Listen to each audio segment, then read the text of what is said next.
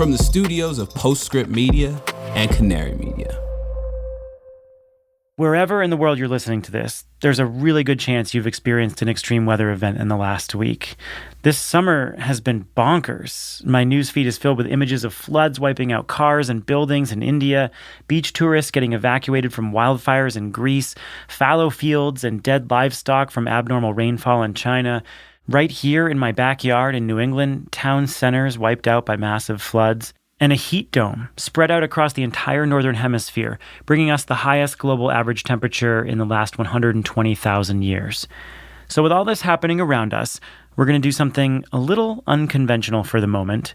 We're going to talk about winter. As a native New Englander, I'm always up for talking about the New England grid, whether that's summer or winter or any time of year. So yeah, here we are talking about winter electricity loads while much of the country and the world is still baking in a heat dome. Yes, about as ironic as it possibly could be. Ben Storrow is a reporter with E&E News. He's based in Vermont, and we were both sweating in the humidity when we spoke.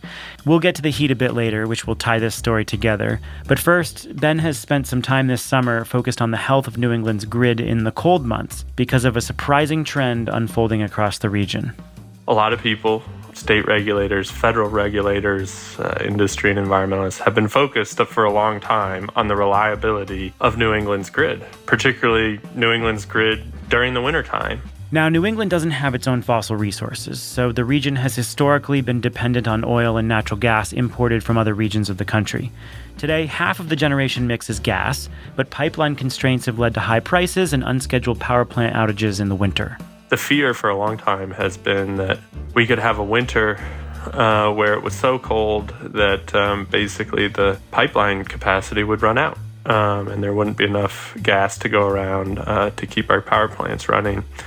And so we think about that whether it's negative 20 or 90 degrees with God knows what the humidity is right now. So we talk about it all the time.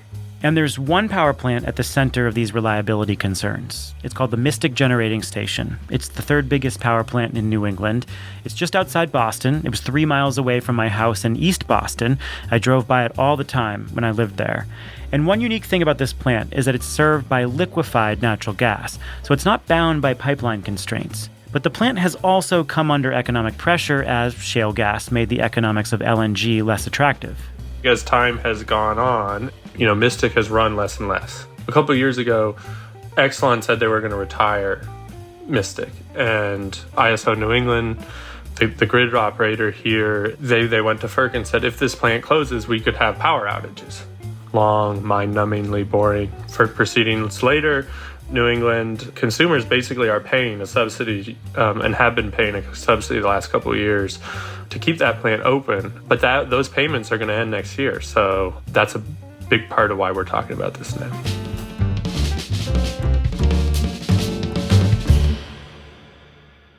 So that brings us to this recent FERC meeting where the New England grid operator suddenly says it doesn't need the plant anymore. Why? Right. ISO New England presents this study that they've been doing, this in-depth study that they've done with EPRI, the Electric Power Research Institute. And the study finds that, no, actually, New England's grid is, at least in the next couple of years, is actually in really good shape. And a big reason that it's in really good shape is that New Englanders have put so much solar on their rooftops that it is effectively stabilized our grid, at least in the short term.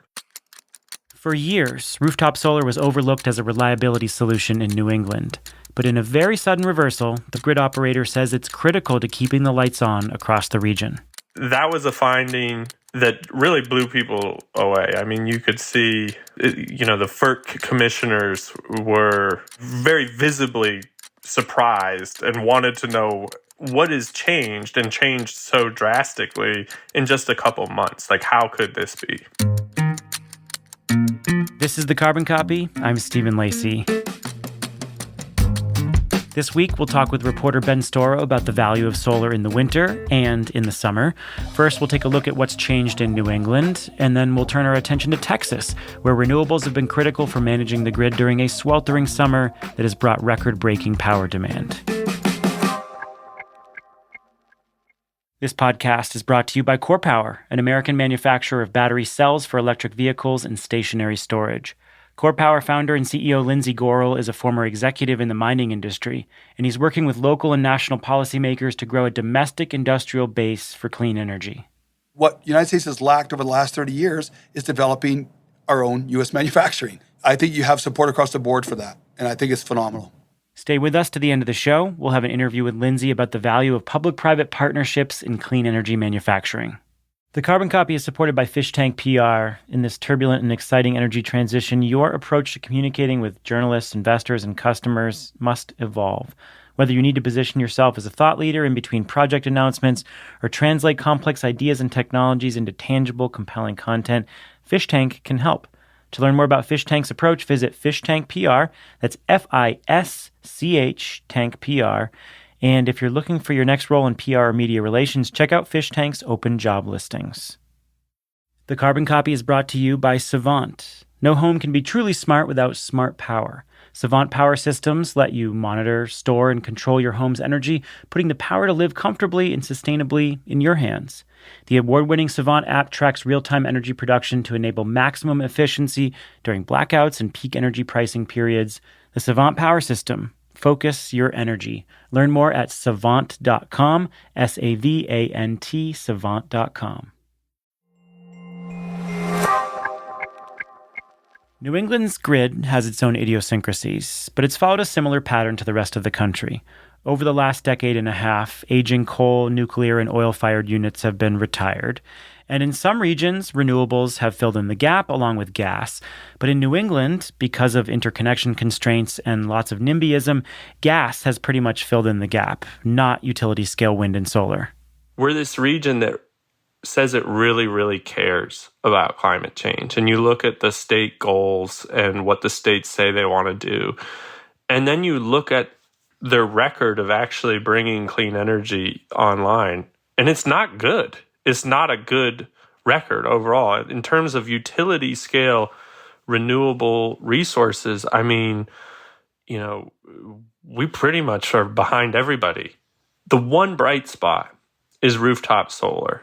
And one thing that's really cool is ISO New England has done a better and better job of sort of breaking out the rooftop solar numbers. And I don't know, my new favorite website, I bet it's a favorite website now, many of your listeners, is gridstatus.io, and you can look at it. And, like today, just for instance, is a sunny day here in New England. Right now, behind the meter solar is, producing 4.5 gigawatts of power. That's 22% of the load. It's more than nuclear.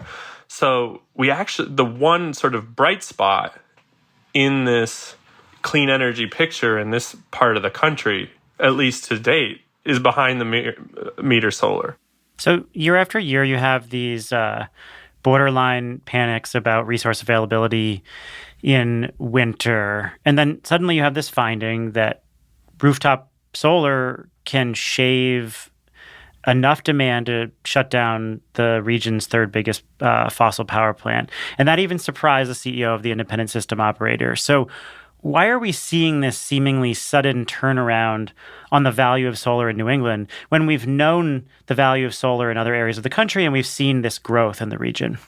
There's these theories about renewables, and then there's the reality about renewables, right? Like, you go back a decade and the debate was all like, if we get high levels of renewable penetration, is the grid going to fail?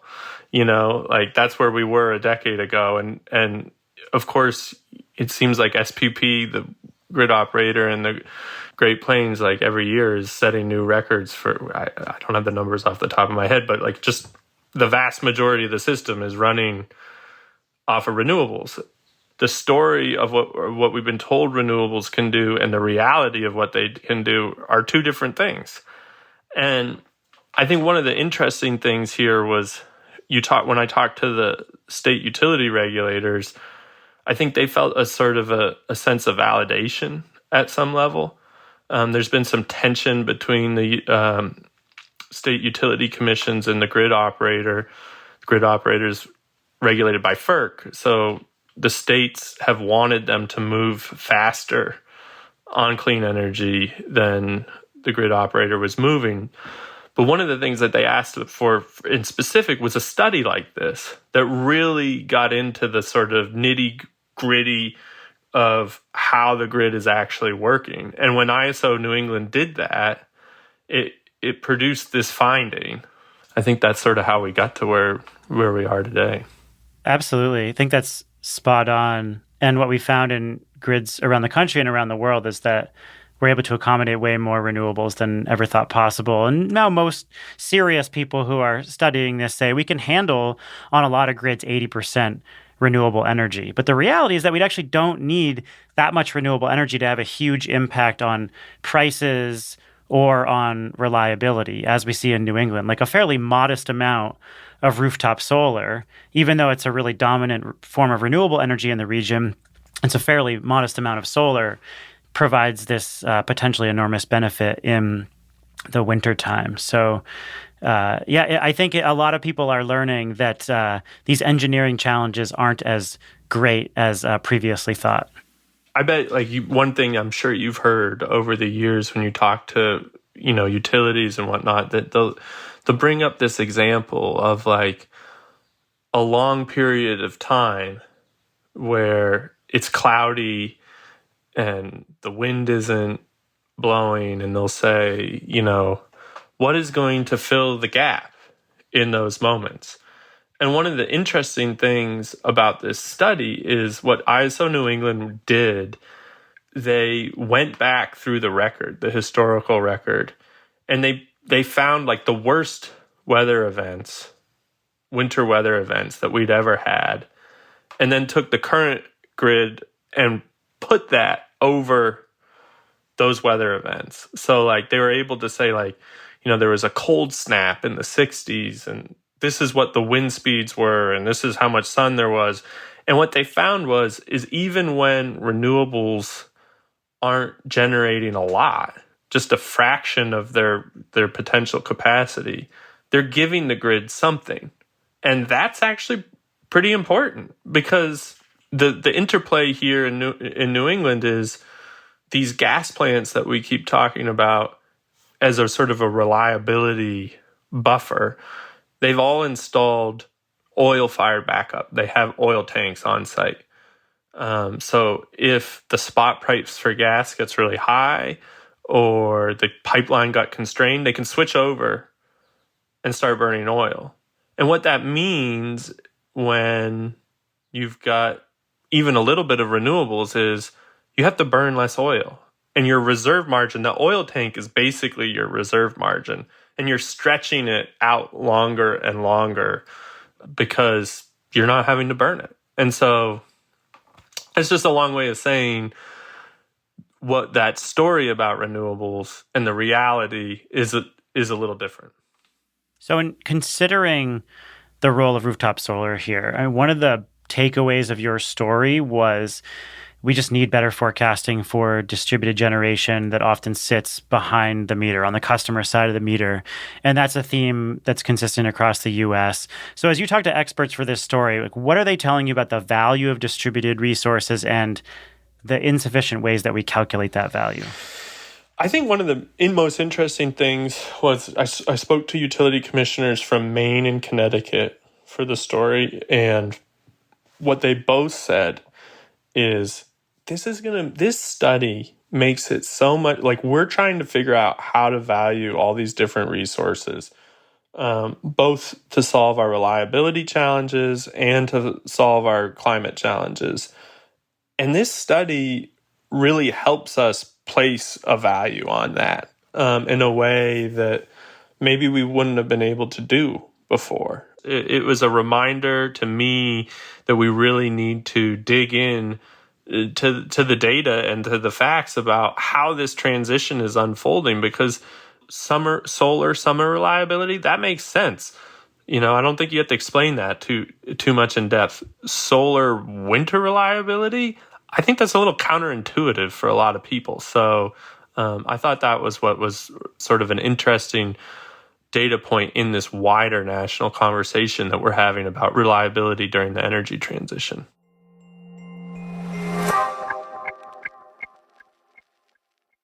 The Carbon Copy is supported by Fish Tank PR, a media relations and corporate comms agency dedicated to elevating the work of both early-stage and established companies across clean tech, including EV infrastructure, solar plus storage, grid edge tech, software, renewable energy project development, financing, and more.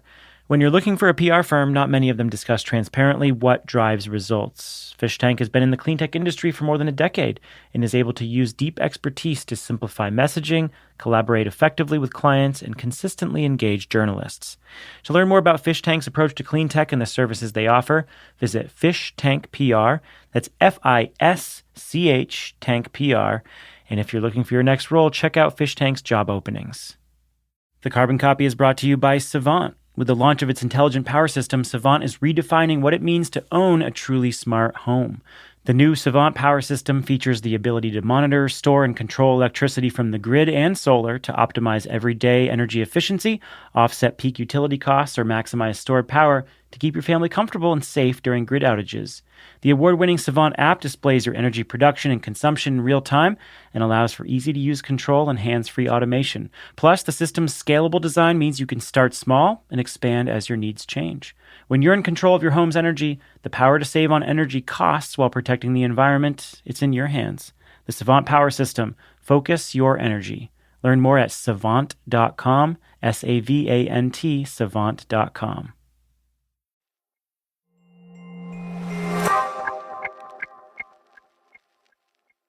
Well, let's turn to Texas now, a state that has dealt with its own reliability challenges both in the winter and in the summer. And here we are in the middle of summer. Texas has dealt with sweltering heat. It has seen near record demand consistently on the grid. And renewables have once again stepped in at key times of the day to prevent capacity shortages on the Texas grid. Texas has had 2 decades of strong wind and now solar development. And in the summer, they're increasingly playing an important role in keeping the grid humming during prolonged heat waves. So what are you seeing when it comes to the role of wind and solar on Texas's grid? Texas right now, honestly, God, my new favorite site is this gridstatus.io. I have not. I can't believe I'm not on this. I'm going to be immediately addicted when we get off this interview. The minute you get on this thing, you are not going to get off it. It's like Twitter level addictive for energy nerds. And it was recommended to me by Allison Silverstein, who's a prominent energy analyst from Texas. They have this, one of the neat, so it basically, for anybody listening, what it does is it compiles all the real-time data from the various ISOs and grid operators around the country. And one of the neat features that it has is it has something called the record tracker. And I'm just looking at it right now. And basically every day, Texas is setting new records during this incredible heat wave that they're having for load, for renewable output, and for solar output. And so it's just a really sort of amazing confluence of events and when you step back from it, because here you have, on the one hand, you have the climate future that we have been warned about, like just incredibly intense heat, record-breaking heat. For this time of year, I guess we should add that little caveat in, because it is Texas, it is a hot state. But for this time of year, this is not something they normally experience. So we have that on the one hand, and then we have this evidence of what the energy transition looks like on the other hand. And when you look at what's happening on those cool gridstatus.io graphs, what you'll see is, the wind overnight or late in the day picks up, and then it drops off, and then as the sun starts to come up, and then solar starts to really go gangbusters. And, we're getting on some of the records, we're seeing there are days where, renewables are serving 30% of Texas load, of ERCOT load. And I mean, 30% of ERCOT's load, it's 82 gigawatts. That's a lot of renewables. And as your listeners well know, this is a grid that has struggled with that level of demand in recent years. And yet, they have issued some voluntary conservation notices, but it has not been quite as white-knuckle driving as it has been in the last couple of years. And a big part of that is the amount of renewable generation, and particularly solar, that they're having. Well, as we look at the role of renewables, I think it's important to understand both their limits and their complementary nature. And those things definitely overlap. So solar is producing usually in the middle of the day. That overlaps well with air conditioning. But what you see is the days are continually hotter, often later in the day. And as solar production curtails, you see continued demand. And we've seen that in an extreme form in California, that you see this load curve called the duck curve, and the belly of the duck. It looks like a Loch Ness monster now. I think they're calling it that because the neck is so high. But you basically have this belly in the middle of the day where demand drops because of solar, and then it just demand skyrockets because everyone's going home and running their air conditioners, et cetera. So you see this in Texas as well. You see this in other regional grids. But wind can come in during evening peaks and help support that demand. So, and then of course you have more batteries being built in Texas. So how is all this playing together in a place like Texas? It's one of the really interesting things about having this conversation about New England and Texas on the same day is they're so sort of polar opposite in some ways. Like New England is an energy poor region of the country. Texas is energy resource poor region of the country, and Texas is an energy rich resource of the country in pretty much every sense of the word, right? And so I think when I talk to people down in Texas, the solar and the wind are a really huge help. But because Texas is energy rich, it's really never done anything on energy efficiency because they have so much energy that it's cheap. It doesn't matter how much you use from a cost perspective. Whereas New England is like, energy efficiency champions because every kilowatt hour is really expensive. So when I was talking to people, both sort of grid planners and there's a couple interesting climate scientists who've gotten very involved in sort of grid planning down there, or commenting on it anyways. And they, what they were almost unanimous in saying is, okay, so the renewables are sort of block one. And now we need to get into sort of block two, which is energy efficiency. How do we, are there dynamic demand and storage? Like, what are these other things? Because the thing we know is it's going to get hotter and hotter, and we have to manage for that better. What is ahead for regional grids in terms of reliability concerns around weather, around how to accommodate more renewable energy? I mean, we're talking about New England and Texas, which have very different experiences, but they do show how markets can change with even a modest amount of renewable energy, and about the risks involved under a climate insecure future. So what do you think these stories tell us about the nuances of managing grids going forward? I feel like there's a growing appreciation, at least in Texas and probably in the rest of the country, of what solar can really do in the summertime. I think people see that, and it makes intuitive sense. It's hot when the sun is shining, right? Like, and I think there is a growing appreciation of that. As an interesting aside, to link these two regions of the country together again, one of the criticisms I did see of solar in Texas was, hey, this is all great, what solar is doing here for us now in the summer, but watch out in the winter. It's not going to be able to help us so much then. So then to see the finding out of New England, that was sort of interesting. As you and your listeners know well, I mean, this is the hardest part of this, right? Like, how do we keep the grid going, and how do we make it clean? And, we're starting to push past that first phase of the energy transition where we're just bringing megawatt hours of clean power online.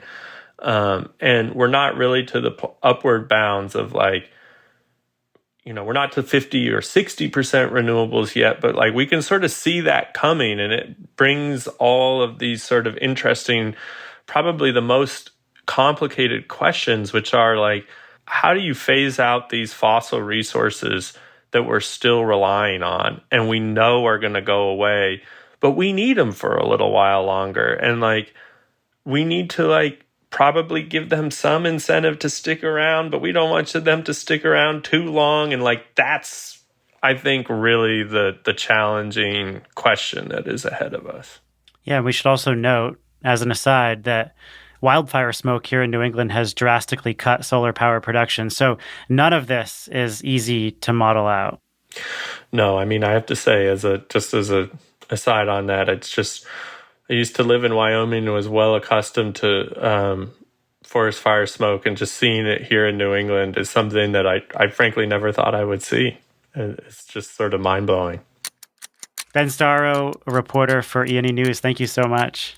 Thanks so much for having me, Stephen. This has been super fun.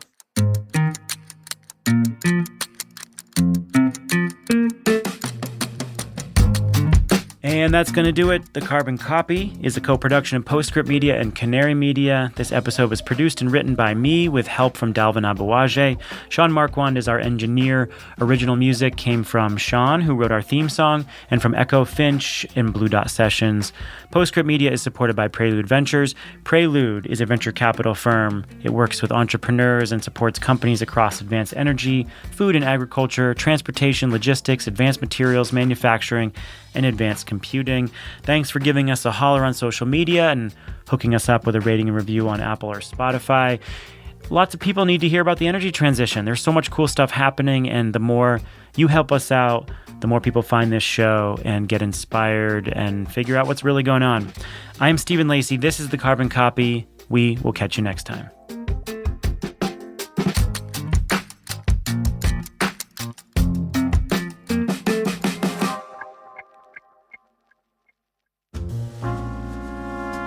America is getting serious about building a green industrial base. Since the passage of the Inflation Reduction Act, more than $70 billion in new clean energy manufacturing investments have been announced, according to a Canary Media analysis. The IRA has brought the top talent of guys to teach us how to win the Stanley Cup, all focused on us now to get there. Lindsay Gorel is the founder and CEO of Core Power, an American maker of battery cells. He's also a hockey player, hence the Stanley Cup analogy.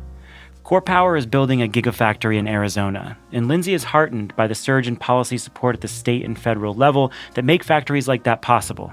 It signals to the market that private investors are now interested in supporting the build of domestic supply chain because the support is there, and that's important. It will take time, but we're moving like we're never moved before. I spoke with Lindsay about why public-private partnerships are so important for building America's industrial capacity in clean energy.